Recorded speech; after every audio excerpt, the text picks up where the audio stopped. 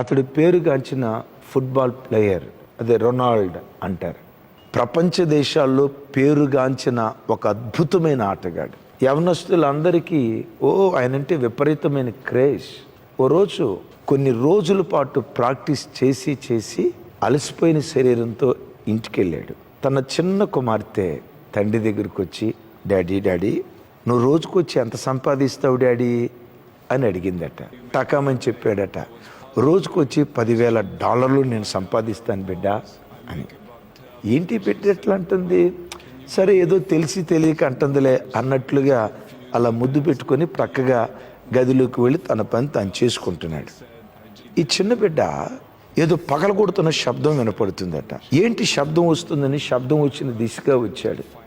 ఆ చిన్న బిడ్డ తాను దాచిపెట్టుకున్న డబ్బులు, ఆ కిడ్నీ బ్యాగ్ పగలగొట్టి డబ్బులు లెక్క పెడుతుందట. ఇతను